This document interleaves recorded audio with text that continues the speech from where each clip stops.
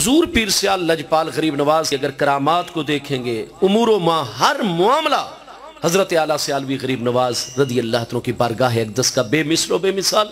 سب سے عظیم معاملہ، جہاں آپ نے لکھوں کھا لوگوں کو قرب ربانی کی نعمت سے فیض یاب فرمایا، قیامت تک ہمارے ایمان عقیدوں کی حفاظت فرمائیے۔ حضور پیر سیال لجپال غریب نواز کے ملفوظات عالیہ کا مقام، آخری بات میں عرض کر رہا ہوں، ہمارے سلسلہ عالیہ اولیاء چشتیہ کے اکابر میں دو ہی ملفوظات کی کتابیں ہیں جو مستند سمجھی جاتی ہیں۔ نمبر ایک، حضرت سیدنا محبوب الہی نظام الدین اولیاء دہلوی شیخ المشائخ قدس سرہ النورانی غریب نواز رضی اللہ عنہ کی ذات بابرکات، حضرت خواجہ نظام الدین اولیاء دہلوی رضی اللہ عنہ کا وصال اقدس بدھ کی دوپہر 18 ربیع الثانی سن 725 ہجری میں دہلی مالا کے قریب بستی نظام آباد شریف میں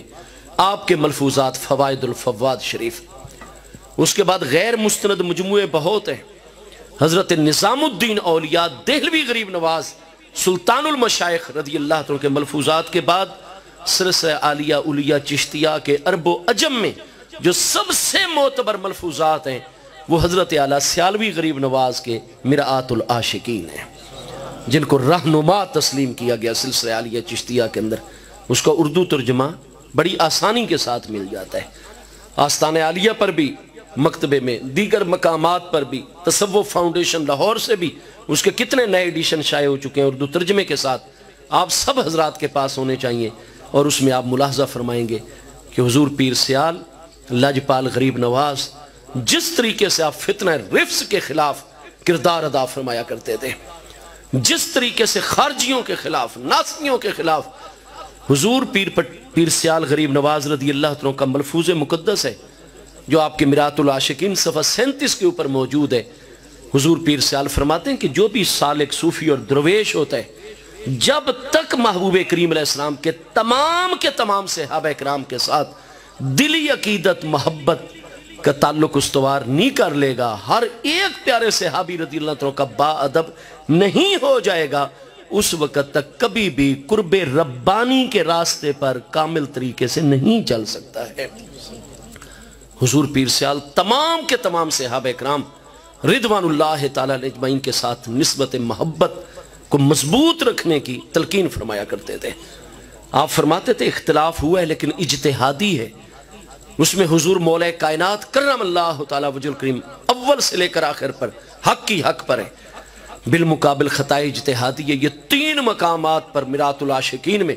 حضور پیر سیال حضرت اعلیٰ سیالوی غریب نواز کا فرمان گرامی موجود ہے، لیکن فرماتے ہیں ادب عقیدت کے اندر نہ حضرت سیدنا امیر معاویہ رضی اللہ عنہ کے متعلق کمی آنی چاہیے، نہ محبوب علیہ السلام کے کسی بھی دوسرے پیارے صحابی رضی اللہ عنہ کے متعلق آنی چاہیے۔ قرب ربانی کا دروازہ کھلتا ہی نہیں ہے اس وقت تک جب تک محبوب کریم علیہ السلام کے تمام پیارے صحابہ کرام رضوان اللہ تعالی علیہ اجمعین کے ساتھ محبت عقیدت کا معاملہ نہ ہو جائے۔ حضور پیر سیال بار بار علم کلام کی کتابوں سے یہ رہنمائی عطا فرماتے تھے کہ لا نذکرہم الا بخیر۔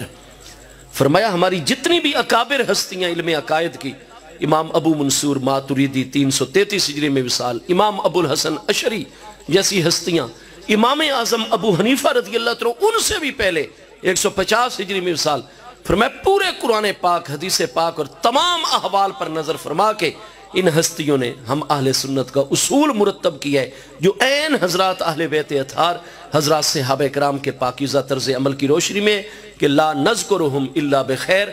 کسی بھی صحابی رضی اللہ عنہ کا ذکر مبارک آئے گا ہم ان کی خدمات کا ذکر کریں گے، خیر ہی خیر سے ذکر کریں گے۔ اور فرمایا چونکہ محبوب علیہ السلام کا فرمان بھی اسی چیز کی رہنمائی دیتا ہے کہ میرے آقا کریم علیہ السلام نے فرمایا اذا ذکر صحابی فامسکو، جب میرے صحابہ کرام کا ذکر آئے تو جہاں دیکھو کہ بتقاضۂ بشری کوئی ایسا معاملہ آ رہا ہے وہاں اپنی زبانوں کو فوری طور پر روک لیا کرو، اور خیر کے سوا صحابہ کرام کے لا تتخذوہم غرضا، اردن کے لفظ بھی ہیں ان کے ساتھ، غین کے ساتھ غرض۔ فرمایا میرے وصال اقدس کے بعد مختلف معاملات جو تم تک غلط طریقے پر پہنچے، ہر کسی نے اپنی سمجھ اور شعور کے مطابق روایت کر کے دیے، کہیں راویوں کا سلسلہ ٹھیک نہیں، کہیں متن صحت کو نہیں پہنچا، ان چیزوں کی وجہ سے फरमाया जो अधूरी खबरें बाज़ औक़ात पूरी लेकिन सनद में कोई सुकम है, मतन में कोई सुकम है, तो फरमाया याद रखना कि मेरे विसाल अक़दस के बाद किसी भी हाल में मेरे सहाबा कराम को तुमने अपना, उसका इसी जगह पर इस सफ़ा 37 पर मुकम्मल तौर पर मलफूज़ गिरामी मौजूद है। आप फरमाते हैं जितने भी सादात इज़ाम हैं उनका जो हक हम उम्मतियों के ऊपर है, उनका जो अदब और एहतराम, आजकल बड़ी सादात इकराम की तौहीनें शुरू हो गई हैं, कोई किसी बात को सबब बनाए खड़ा है, कोई किसी बात को सबब बनाए खड़ा है। तो याद रखिए कि हुजूर पीर सियाल का जो मनहज है और मुबारक तालीम और अमल मुबारक है, फरमाया सादात किराम का जितना अदब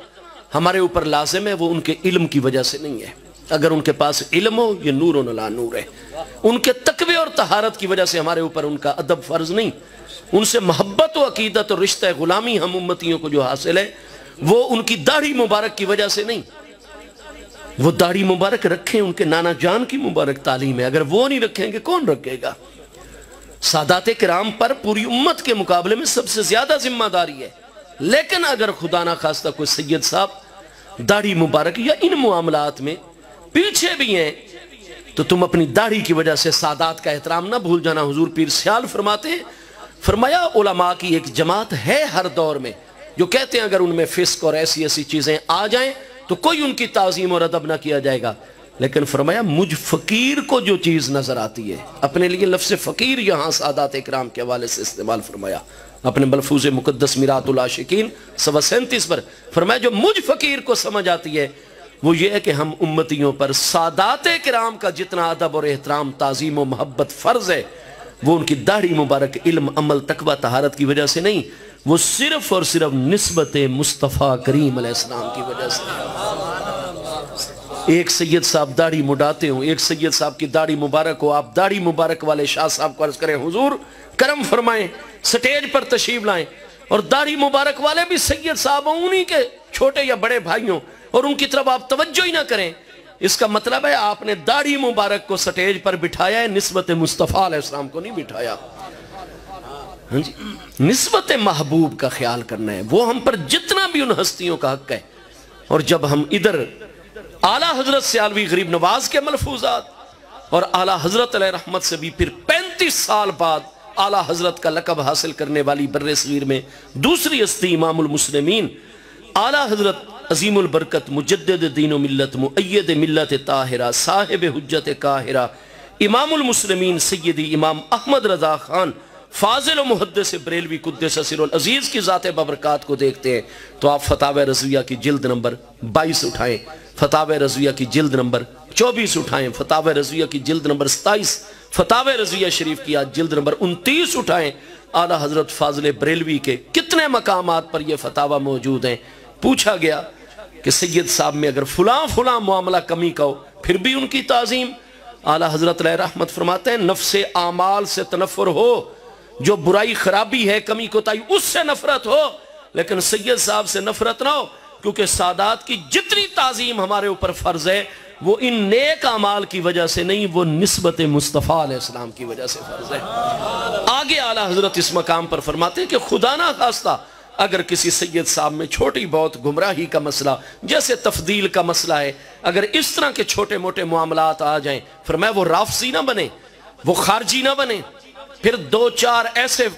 फिरके जिन पर गुमराही तो कुजा कुफ्र का इतलाक है कादियानी वगैरह, फरमाया वो उधर ना जाएं। अगर खुदा ना खास्ता उनमें शामिल हो गए फिर निस्बत खत्म हो जाएगी नस्ब वाली, फिर नस्ब कायम ही नहीं रहता। आगे आला हजरत कुरान पाक का फरमान दर्ज फरमाते हैं अपने इस जवाब के अंदर और तहरीर फरमाते हैं कि अल्लाह पाक ने फरमाया इन्नहु लैसा मिन अहले का इन्नहु अमलुन गैरो साले, कि हजरत नूह अलैहिस्सलाम का सगा बेटा था, हाँ जी,